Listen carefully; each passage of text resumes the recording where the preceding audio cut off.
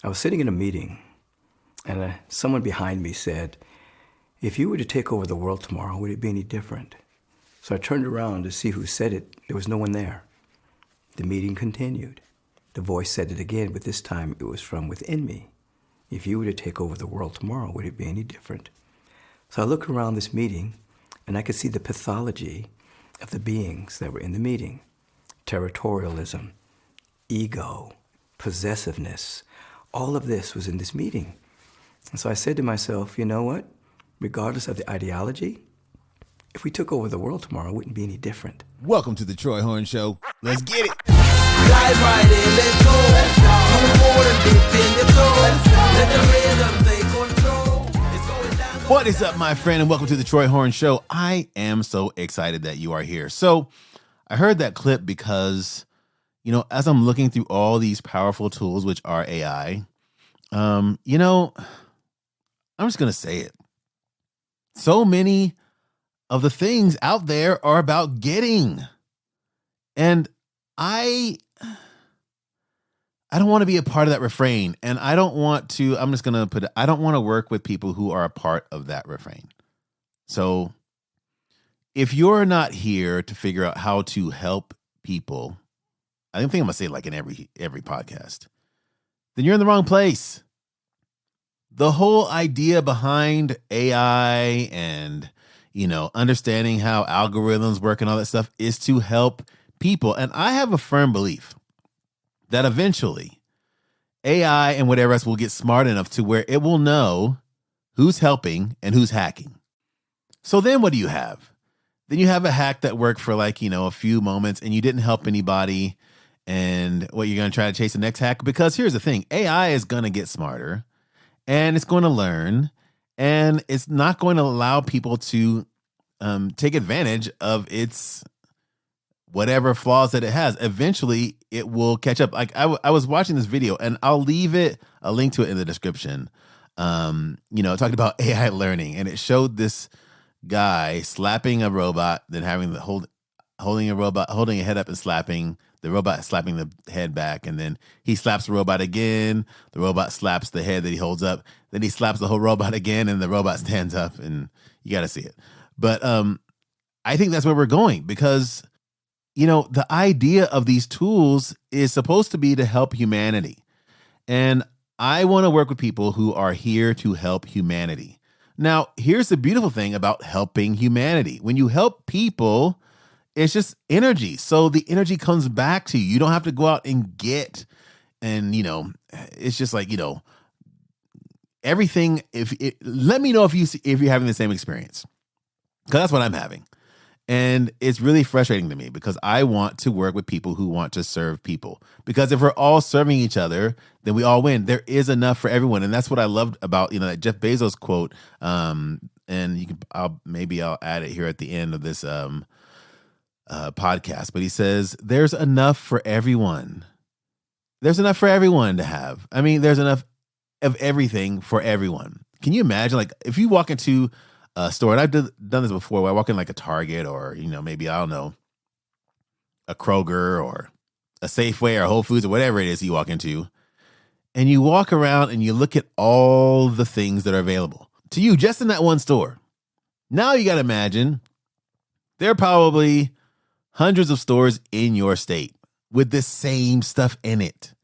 And then there are hundreds of, or not thousands of stores in the next state and the next state. And so this whole idea of scarcity and not enoughness is a mental block that we need to get over, that we need to get out of in order so that we can grow. And I think, going back to AI, that AI is a chance for us to find ways to serve each other on a higher level.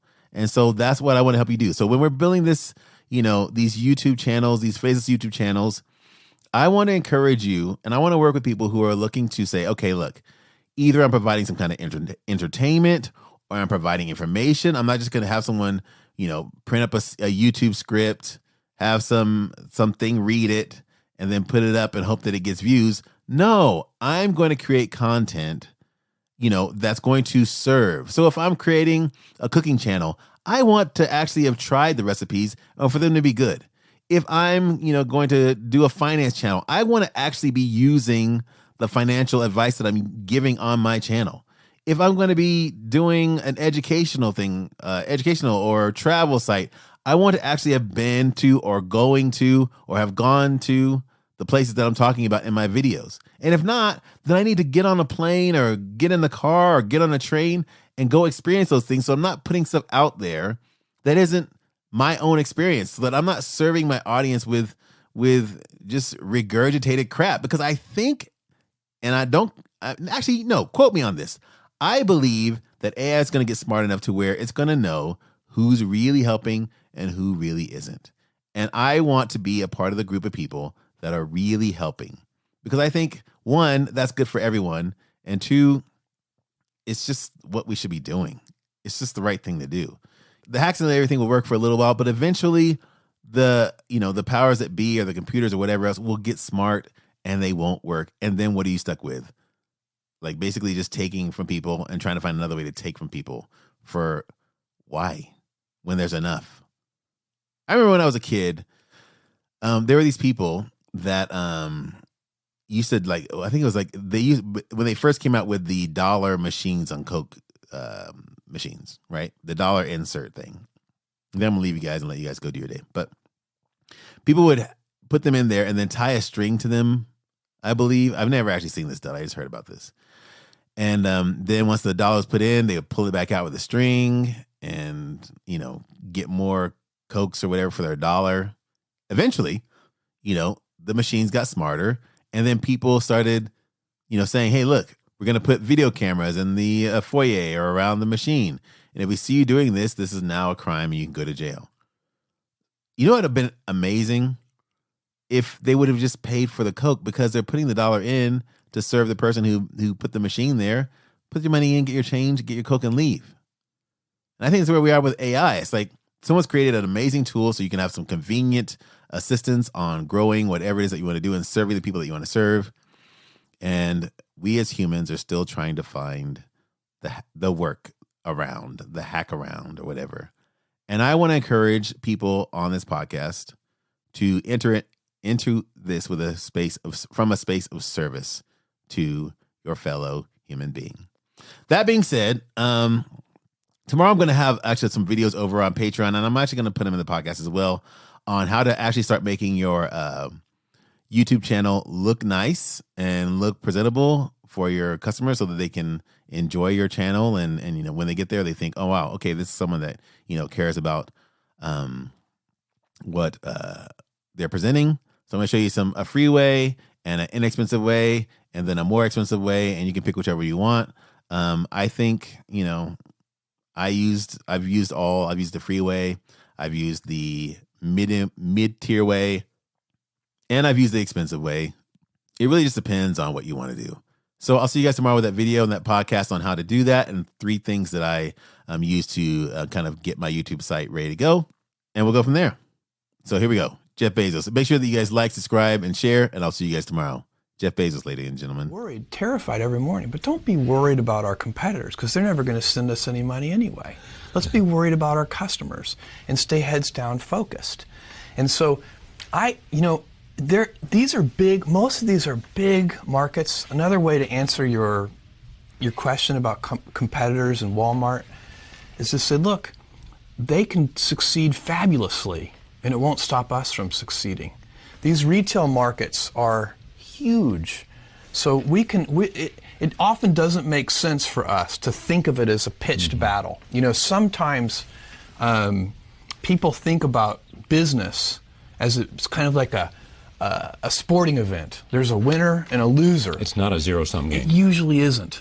I'm sure there are cases but most often industries succeed. So I can tell you, I think e-commerce is succeeding.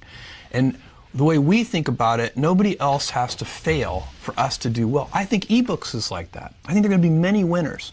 I think ebooks is going to be a huge industry. Well, there are many competitors now. I mean, you've got Barnes & Noble is one of them, Sony is another now, and there'll be Apple more. is another. But I have a list of 50 competitors that we could walk through. I mean, all over the world doing different things. And our focus is going to be, we'll try to pay attention to those competitors, but we're not going to obsess over them. We're going to obsess over readers, and that because those are the people who are buying that device. And we're going to make it. And it's not just a business for us; it's a mission for us. And missionaries build better products. It's going down, let's go.